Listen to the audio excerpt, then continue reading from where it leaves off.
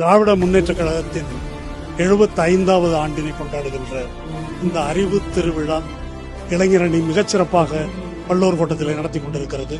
இந்த நிகழ்ச்சியை ஒட்டி ஏற்பாடு செய்யப்பட்டிருக்கின்ற மிகச்சிறப்பான ஓவிய புகைப்பட கண்காட்சி, பின்னர் முற்போக்கு நூல்கள், தலித்திய நூல்கள், அம்பேத்கரிய நூல்கள், பெரியாரிய நூல்கள் மற்றும் மார்க்சிய நூல்கள் இடம்பெற்றுள்ள மிகச்சிறந்த புத்தக கண்காட்சி.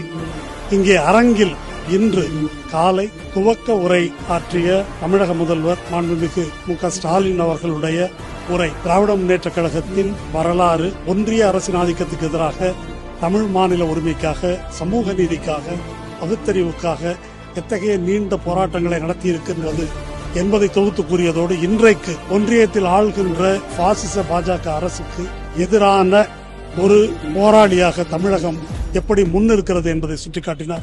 அதற்கு பின்னாலே நடைபெற்ற அமர்வுகளில் திராவிட முன்னேற்ற கழகத்தினுடைய பாத்திரத்தை பல்வேறு அரங்குகளில் அறிவார்ந்த உரைகள் மூலமாக இளைஞர் சமூகத்திற்கு இந்த கருத்தரங்கில பல பேச்சாளர்கள் உரையாற்றி வருகிறார்கள். இவை அனைத்தையும் தமிழகத்தின் இளைஞர்கள், திராவிட முன்னேற்ற கழகத்தின் இளைஞர் அணியினர் மட்டுமல்ல, தமிழகத்தின் இளைஞர்கள் கண்டு பயன்பெற வேண்டும்.